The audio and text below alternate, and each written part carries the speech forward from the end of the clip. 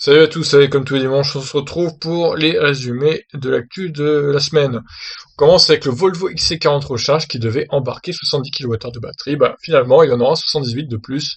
Les mecs de Volvo, ils se sont dit, ouais, avec la modèle 3, on va peut-être augmenter un petit peu la batterie. Et on attend toujours son prix officiel. On passe avec une news concernant les batteries. 64 kWh, donc quelle consommation d'eau pour la production d'une batterie 64 kWh, une batterie équivalente à celle d'un Kona ou Niro. Bah, vous allez voir la vidéo et vous vous rendez compte au final que la production d'eau n'est pas si gigantesque que ça par rapport à d'autres productions d'avocats par exemple. Bon, c'est un peu une comparaison bizarre, mais c'est un expert qui a dit ça, donc on va le croire. Le Tesla Cyberquad sera bien produit et arrivera fin 2021, donc voilà, ça sera pas qu'une option du Cybertruck. Ce petit quad électrique de signé Tesla arrivera bien en 2021, fin 2021, donc à quel prix et à quelle performance on ne sait pas encore. Tesla commence à facturer 10 dollars par mois la connectivité premium pour tous les modèles reçus après le 30 juin 2018. Donc si vous avez une Tesla que vous avez acheté après le 30 juin 2018, vous êtes concerné, du coup, que ce soit modèle 3, modèle X, modèle S. Hein. Pour les autres d'avant, bah, a priori, vous n'êtes pas concerné pour l'instant, donc est-ce que ça va rester comme ça ou est-ce que ça changera dans le futur? On ne sait pas. Bon, en tout cas, 10 dollars par mois, voilà. Ça permet d'avoir Netflix, la carte en temps réel, GPS, la circulation, machin, Spotify. Donc pas mal d'options en plus. Après, voilà. Est-ce que ça vaut le coup? Je vous laisse juger par vous-même. Le projet européen d'Airbus des batteries se précise enfin, il était temps. L'UE autorise des aides publiques à hauteur de 3,2 milliards d'euros. Eh bien, ouais, il était temps quand même. Et ces aides donc seront parties entre les pays, sachant que l'Allemagne c'est 1,2 milliard, je crois, la France c'est 900 millions. En gros, plus le pays est grand, plus ils participeront aux aides. On poursuit maintenant avec la IQS, donc opérant en mode camouflage sur une route enneigée. Et la IQS donc qui sortirait en 2022, il y a le temps. Hein. Et elle embarquerait une batterie de 700 kWh pour une autonomie de 100 kWh la batterie pour 700 km d'autonomie. Donc, bon, à voir hein, si ces chiffres sont avérés. En tout cas, si c'est le cas, ça serait une bonne surprise. Alors, on passe à mardi avec aux USA un accident impliquant une Model 3, donc qui était en autopilote, qui a foncé dans une voiture de police, malgré que les lignes blanches étaient bien visibles, que c'était une route avec un mur central, hein, comme vous pouvez le voir, c'était une 2x2 voies. Donc étonnant accident. Pourquoi la voiture s'est déportée vers la voiture de flic et a foncé dedans bon, c'est à Tesla d'enquêter après, hein, j'ai envie de dire. On passe à une news un peu drôle de la semaine. Une Nissan Leaf 2 décorée façon sympa de Noël avec des LED. Bon, c'est c'est un peu une news qui servait pas à grand chose, mais je voulais la mettre quand même pour la blague. C'était un peu bizarre. Alors, le rétrofit thermique vers hydrogène bientôt autorisé également. Et oui, il n'y aura pas que le rétrofit thermique vers véhicule électrique à batterie. On pourra transformer sa voiture thermique en voiture hydrogène aussi. Bon, est-ce que ça vaut le coup pour l'instant avec le tarif de l'hydrogène? Je ne pense pas, honnêtement, il faudra attendre au moins 4-5 ans. Alors, un conducteur ivre met le feu à sa voiture et à des superchargeurs dans l'Oregon. En gros, il y a eu un accident, il a foncé dans les superchargeurs Tesla, ça a tout brûlé. Et le mec conduisait une Ford Mustang pour le symbole. Hein. Donc évidemment, les superchargeurs sont en réparation. Ils sont pour l'instant HS. Alors, news un peu insolite également. Mercredi, Infiniti livre une voiture électrique à son fidèle client, c'est une Model 3. Donc Infiniti, on rappelle, groupe Nissan, qui livre une Model 3 à son fidèle client. Pourquoi une Tesla Model 3? Ils auraient pu livrer une Leaf 2 i+, par exemple, avec 62 kWh de batterie. Je ne comprends pas le projet d'Infiniti de faire ça. Alors, ça fait un gros coup de pub à Tesla, pour le coup. Et comme j'ai vu dans un commentaire, et il a raison, le mec qui a eu la Tesla, il voudra pas en changer après, il retournera jamais vers Infiniti, quoi. C'est étonnant. Stratégie étonnante de la part du constructeur Infiniti. Alors, en Croatie, la revanche des voitures électriques contre les squatteurs de bornes. Alors, en gros, c'est un rassemblement de voitures électriques qui a squatté des bornes, enfin des stations essence, on peut le dire, pendant 6 minutes, pour montrer leur mécontentement envers les squatteurs de bornes électriques. Donc, bon, il y avait des Tesla, des i3, des Leaf, des Kona. C'est plutôt sympathique, c'était assez symbolique, hein, 6 minutes seulement, mais au moins ça fait le buzz, quoi, on peut le dire. Alors, BMW et Hyundai, victimes de hackers vietnamiens. Bon, ils ont été piratés, les deux groupes. On ne sait pas trop quelles informations ont été prises, mais c'est plutôt étonnant. Hein. On pourrait penser que des groupes comme ça étaient plutôt sécurisés, mais en fait non. Ils sont aussi à la merci des pirates. Alors, bientôt une moto électrique de route signée BMW. Et oui, hein, BMW qui a déjà son scooter électrique, le C-Evolution, qui marche plutôt bien. Il s'attaquerait maintenant aux motos de route avec au moins 200 km d'autonomie. Donc à voir hein, si ça se fait, pourquoi pas. Alors le Cybertruck qui a été testé en conditions réelles dans les rues de Los Angeles, et plutôt gros engin, hein, clairement. Par rapport aux autres voitures qui roulaient à côté, c'est assez choquant.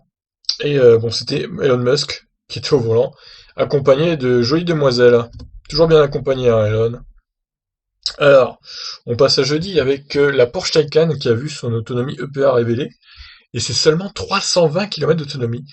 C'est assez hallucinant, je comprends pas pourquoi une autonomie si faible, on peut le dire, sachant que en WLTP c'est 450. Alors, où est la vérité? Est-ce que c'est plutôt 320 km? Est-ce que c'est plutôt 450 km? Sachant que Porsche a demandé une autre estimation d'autonomie à un organisme indépendant, ils ont trouvé 440. Donc, est-ce que c'est l'autonomie EPA qui les tacle vraiment, ou qui a été mal faite, le test? Je sais pas, c'est vraiment bizarre, quoi. Donc, on rappelle quand même que la Porsche Taycan embarque 93 kWh de batterie, donc si c'est vraiment 320 km d'autonomie, c'est ridicule, hein, l'autonomie. L'efficience, donc bon. J'imagine que la vérité se situe plus entre les deux, ça doit être autour de 390-400 km d'autonomie, quoi. On va dire. On passe à Tesla Gigafactory, donc de grosses ambitions pour la version allemande, qui pourrait produire jusqu'à 500 000 voitures par an quand elle sera en plein régime. Donc des modèles 3, des modèles Y, peut-être même des modèles S et modèles X pour l'Europe aussi. Donc ça va tourner à plein régime. Toyota donc qui pourrait produire une Toyota Aygo électrique.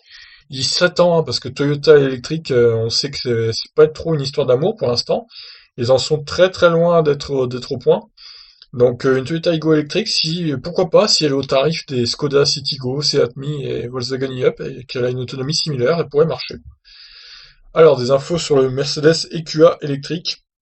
À la base, ça devait être une petite compacte, donc il y avait eu un concept qui a été présenté, mais au final, ça sera un petit SUV du genre un peu plus petit qu'un Iniro, je pense.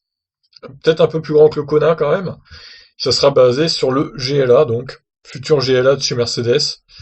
Donc plutôt intéressant hein, à suivre. On parle de 400 km d'autonomie pour 60 kWh de batterie. Il y aurait plusieurs versions de batterie évidemment, plusieurs puissances aussi, 0 à 100 en 5 secondes.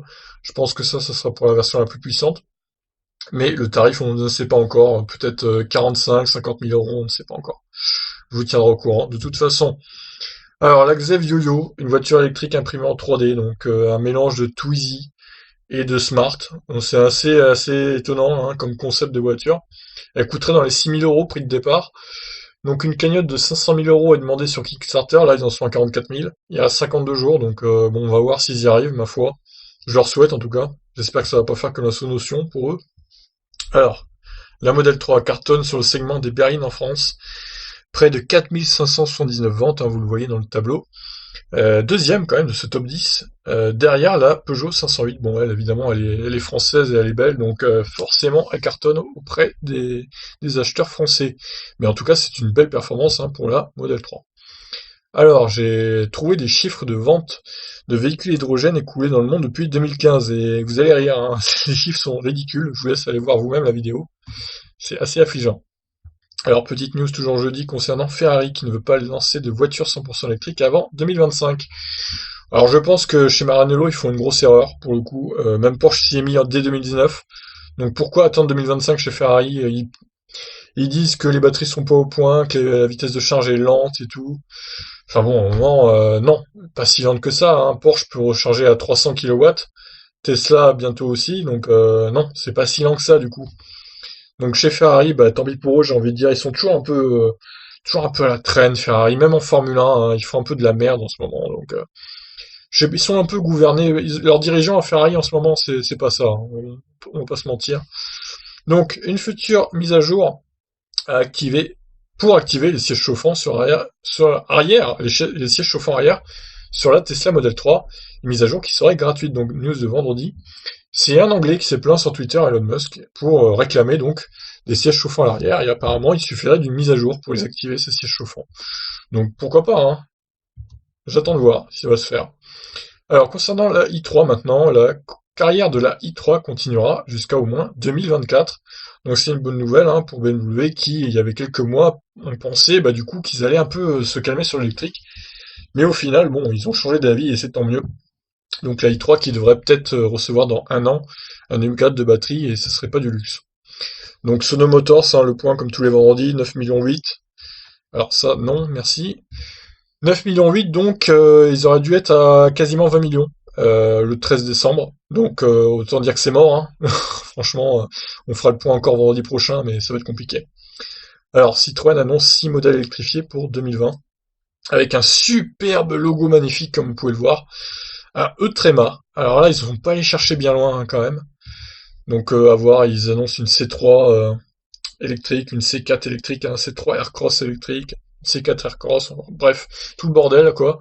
Nous verrons bien, alors j'ai fait comme tous les samedis, les annonces sur le bon coin, bon, malheureusement la voiture que vous voyez là en miniature, elle n'y est déjà plus, elle est partie hier, donc une Model 3 Standard Range Plus à 42 000 euros en même temps, c'est pas étonnant qu'elle soit déjà partie, j'ai envie de dire, mais il y en avait une autre à 43 500 euros je crois, à voir si elle y est ou pas celle-là, donc je vous laisse aller regarder la vidéo. Donc les prix chez Tesla, donc comme tous les samedis également, rien n'a bougé cette semaine. Alors 8 conseils pour bien conserver la batterie de son véhicule électrique dans le temps. Ouais, j'ai trouvé que c'était une news pas mal hein, sur l'électrique, donc je voulais partager en traduction avec DeepL, comme d'habitude. Et on termine donc avec la vidéo que j'ai faite concernant le Kona, bientôt les 1 an. Et oui, déjà bientôt 1 an en Kona. Ce sera le jeudi 26 et je vous invite sous la vidéo en question là à poster vos commentaires. Il y en a déjà pas mal, il y en a déjà... Enfin, à poster vos questions surtout. Il y a déjà une dizaine de questions de poser, donc c'est pas mal. Donc je vous invite, hein, si vous avez des informations à demander sur la voiture, je sais pas, son prix, son efficience, sa consommation, ses défauts, ses qualités, je vous répondrai dans la prochaine vidéo que je ferai donc le 26 décembre prochain.